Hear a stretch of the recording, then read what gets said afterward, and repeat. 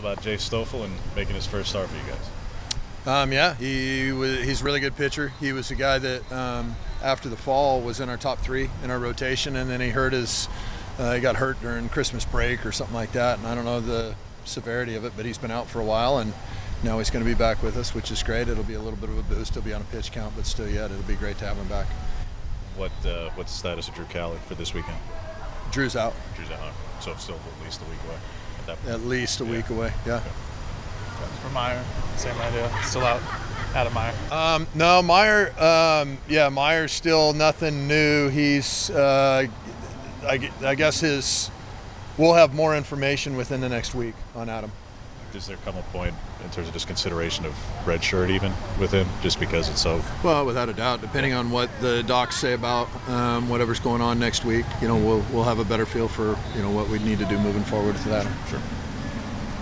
With this being about half of your remaining non-conference games, in the big picture, what are you trying to? Yes, win. We know that, but I mean, anything specific you're looking for from your club this weekend?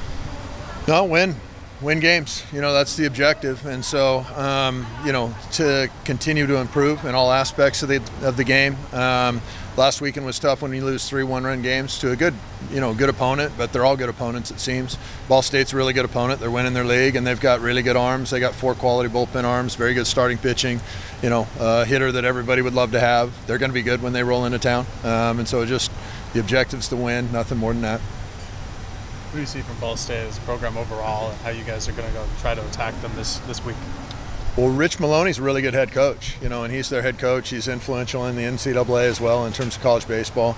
He's just done a nice job with this program. I got a chance to compete against him quite a bit when I was at Purdue, and then before that, when I was at Arizona, he was at Michigan, and we went to a regional at Michigan one year when they hosted, and he's got a really good program. They're going to be well trained, and they'll have good pitching. Like I said, they've got very good starting pitching and 4 very good relief pitchers that have good secondary stuff, and so we're going to need to be on our game. You feel like the hitters took a step back, or was just the UCLA pitching was so outstanding? I didn't think we answered the bell hitting this last week for the first time, to be honest with you. I mean, since the opening weekend, first 2 days, when we kind of came out of the gates and stumbled a little bit. I do think that UCLA's pitching was really good this last weekend. That's for sure. They don't walk guys. They've got really good arms. When they're bringing out guys that have thrown less than 10 innings that are throwing 98 miles an hour left-handed. That's not bad. So and guys that have turned down, a lot of guys that have turned down 7 figures on that pitching staff. So it was a combination between UCLA having really good arms and maybe us not having as much success as we've had so far in the year, and kind of those two go hand in hand. Do you feel like there's the sense of confidence with this group where you can have a, I guess, quote-unquote bad weekend like that and still bounce back pretty quickly and shrug it off? Yeah, I think so. Yeah, I trust in these guys. These guys are a great group to work with, and they're resilient, and they love to practice. They love to work. So I'm going to be excited to get on the field with them again today at practice. With how well that they've hit the ball so far this year, I mean, does that add to that? Like, does that confidence grow with each good series you have? Yeah, we've been seeing it for a while with these guys, though, and so we don't really need to have a weekend where, it gives us more confidence, in my opinion. I've seen it, and I do think that this last weekend when, they had some stinker at-bats, largely part of the UCLA pitching, it got to them a little bit, and so we've worked a lot this week on not letting it get to you as much. When you have a bad at-bat, when you face good people, you're going to have some bad at-bats, and probably the better pitching, the more bad at-bats you're going to have, just naturally. And so get over it and get on to the next at-bat, because you can't control what happened in the past anyway, so why worry about it?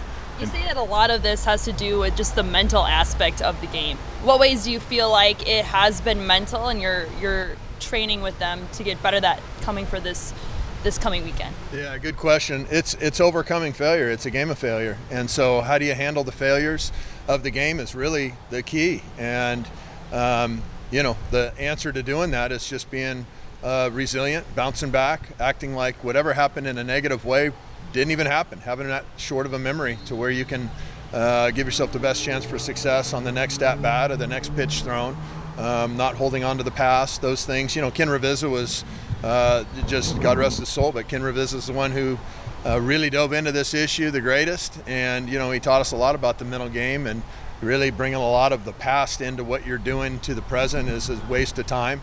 Using it as something that can empower you is great, but in terms of dwelling on it usually brings you into a hole a little bit deeper. And I think some of that was a little bit of what we did this last weekend, and we can accuse ourselves of that.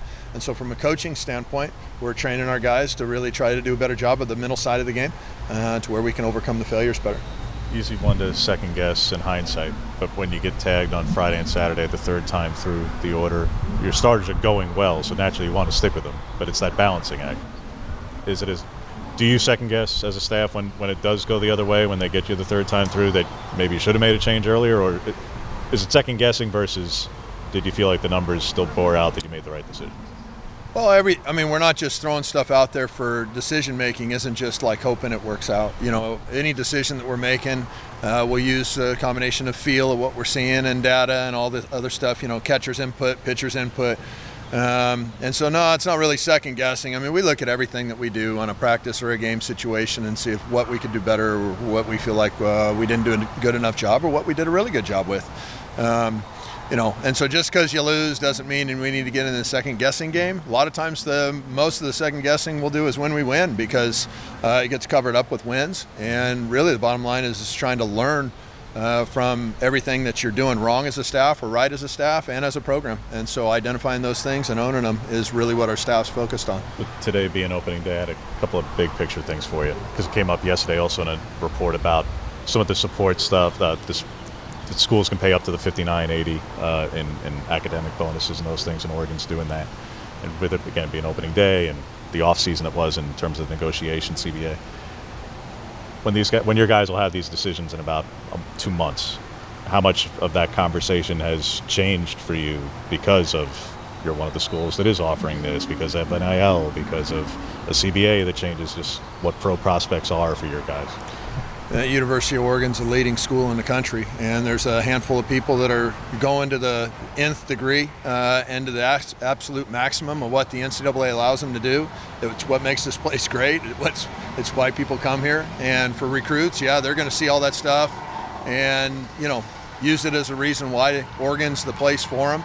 At the end of the day, that stuff really helps, and it's credit to Rob Mullins, the administration, the people, all of our supporters and donors for allowing that to happen for our student athletes. Is amazing. And so it's all positive news for us. The people that are angry about it out there, it's just because they're choosing not to do it, and it's maybe not as much of an incentive for them, obviously, as it is for us when our people are choosing to do it and fund it. It's huge credit to the people on top and in power. Thank you.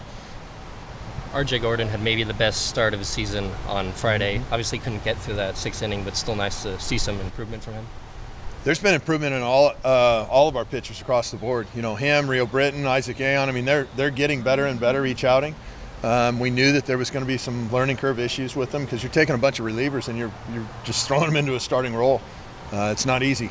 And so, if we had a different closer out there instead of Colby Summers, you would go through growth pains with a new closer. Anybody in a new role anywhere, you're going to go through some challenges.